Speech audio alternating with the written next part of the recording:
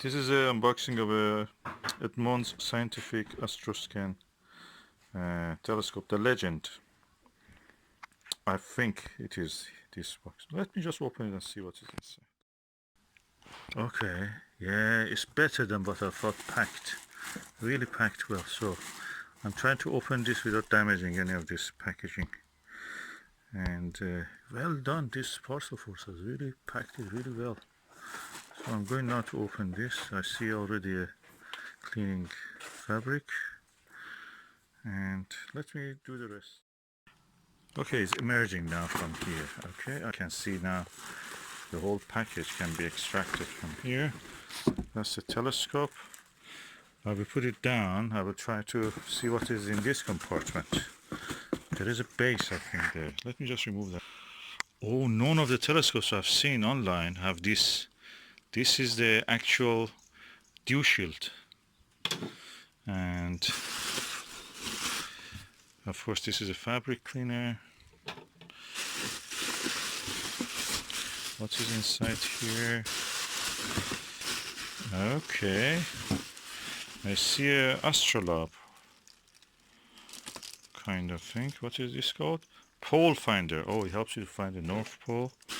This book is the Stargazing 2016, a guide. And this is, I think, the eyepiece. Let me just open it.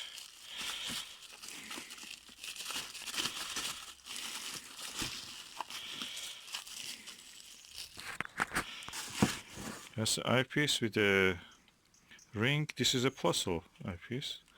Oh yeah, Edmund Scientific puzzle. Beautiful with the rubber eye cup. What is this?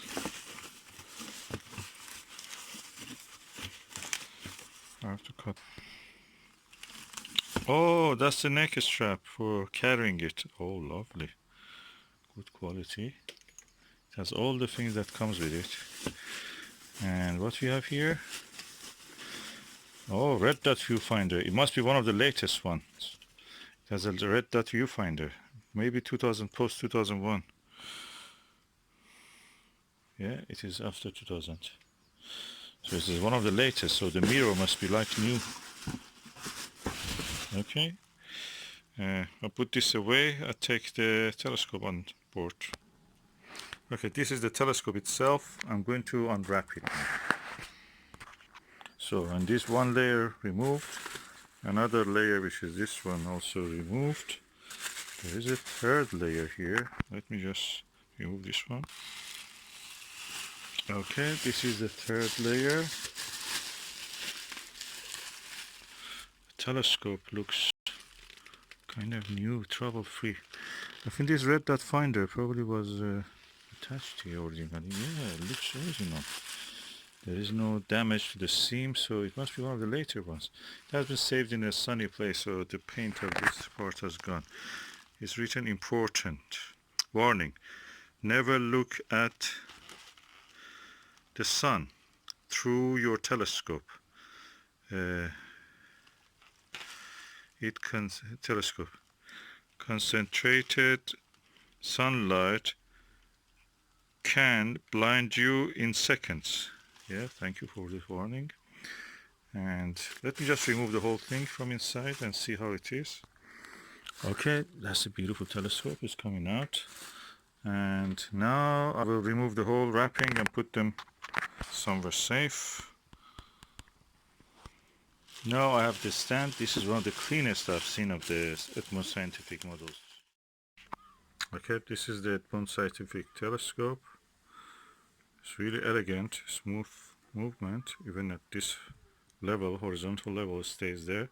So let me remove these tapes and try to look through the important part, which is the mirror.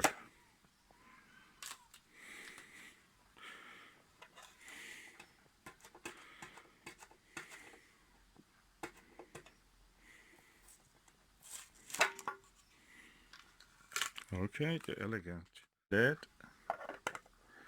It goes over here and then it shuts. I like this style a bit better than the Bushnell because you can turn it and it locks. This is a Russian tall eyepiece, 25 millimeter. From the description of the RKE, I've seen that probably this is similar to that. RKE is tall 25 millimeter plus.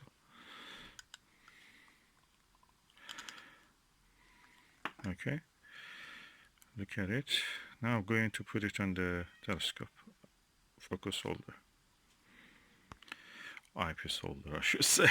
Okay, I'm excited. Okay, this is the focuser. Okay, fits there. That's great. I'm going to remove this cap. Let's look through it to something nearby.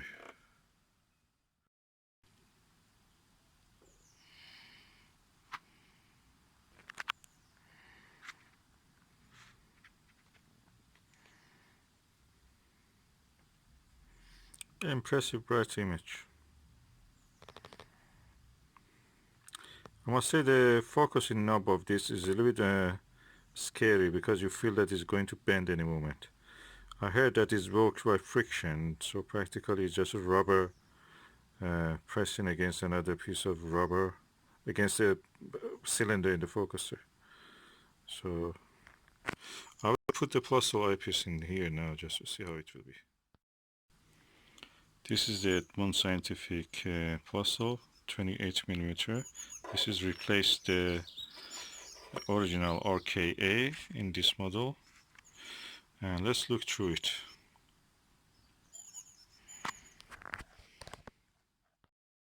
As you can see, because there is no edge on the eyepiece, I put the eye guard, rubber eye guard, and now I'm going to look through it. I must say the image is very bright, but you see the central obstruction, so it's better to be used with a lower power eyepiece, higher power eyepiece, sorry. 20 millimeter, 22 millimeter probably will do well. Let me just see if I can bring one. So this is a Starguide ED 18 millimeter eyepiece, and I'm putting it the eyepiece holder. It takes it, so I'm going to look through this now. Very clean, neat image. Of course, it's upside down, as you can see. And I have to focus. Yeah, easy to focus on it. Yeah, nice. It's stable. And the mount is stable. It's holding the telescope well.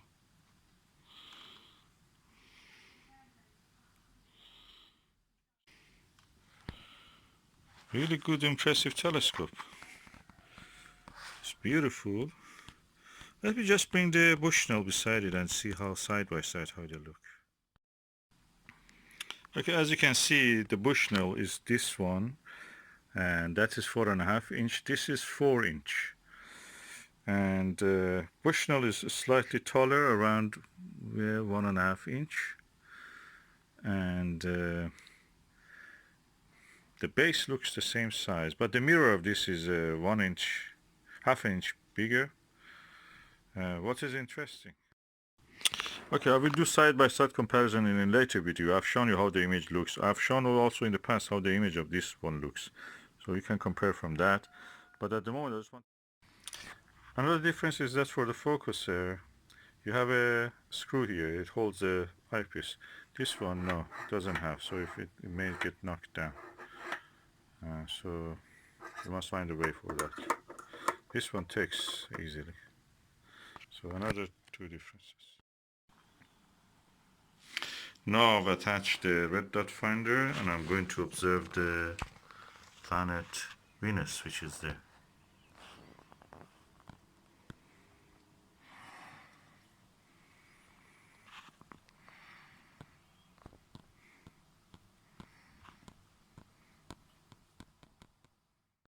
Okay, I have used its own Edmund Scientific Plusle 28 millimeter. I've used this Lantanium Soligo 2.5 millimeter long eye relief eyepiece. This is actually a Vixen, and now I'm using the Olivan zoom lens, and I can say this is really good. I really recommend this. And now I have zoomed on the highest magnification 60 times, which is capable of, and I can see the planet Venus phases with this. I must say the mirror of this telescope, what I found in the autofocus when I looked at the way that the secondary mirror image in the outline of the star, I can say that this is slightly off the collimation. It's not much, but it is. You can see it. And the thing is that in this one, in the Astroscan, you cannot collimate it. The mirror cannot be collimated, the main mirror, primary mirror. But in the Bushnell, you can actually collimate that. Well, anyway, that's the way it is.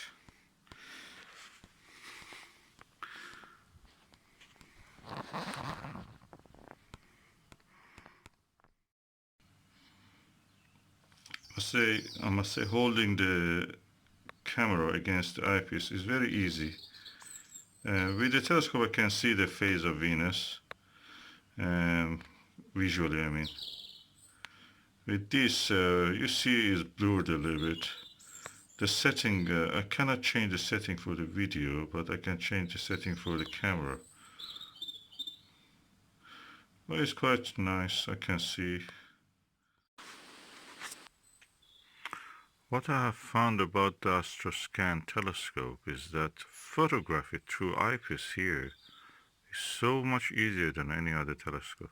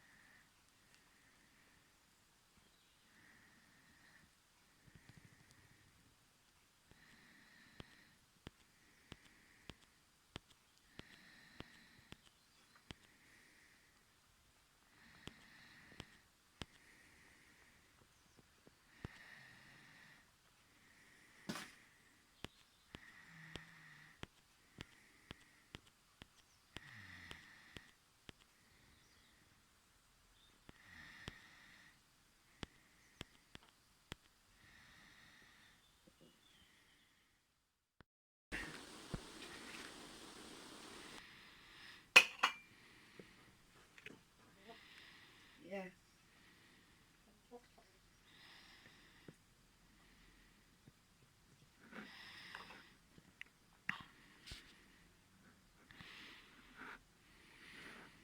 This is a blackbird, the bird which has a beautiful song.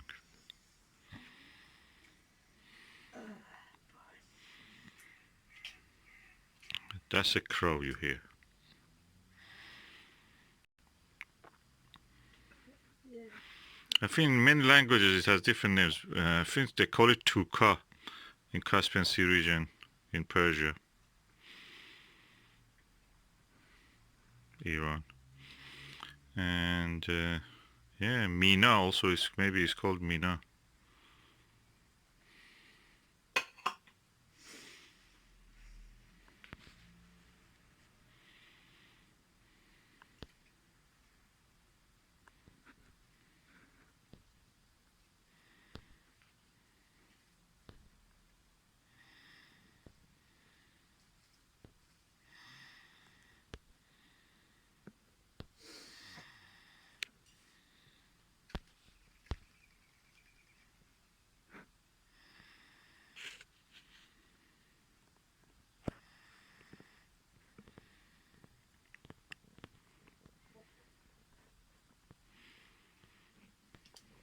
I'm using the Astroscan 2001 with a 28mm plus eyepiece of it.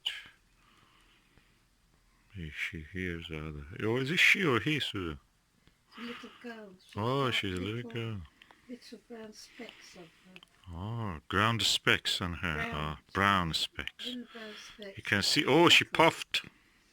And when the light shines on her, the feathers reflect blue.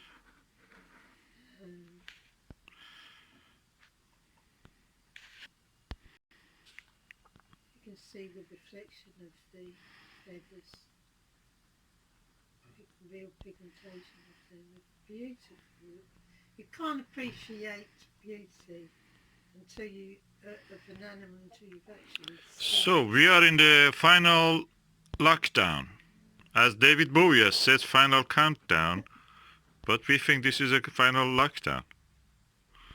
This is the end. This is the one.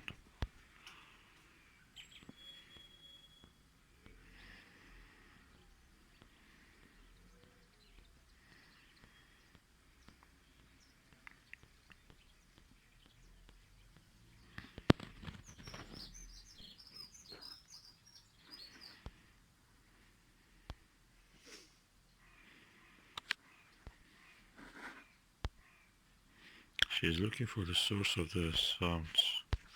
where it's from. I can't believe it's another 3 weeks. And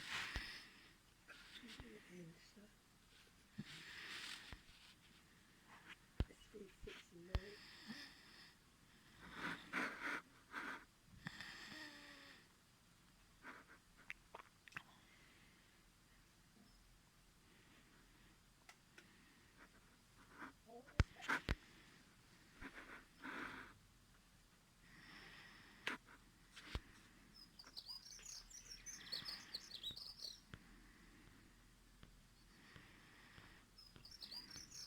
Some other singing birds, but when she sings, she has a most beautiful song.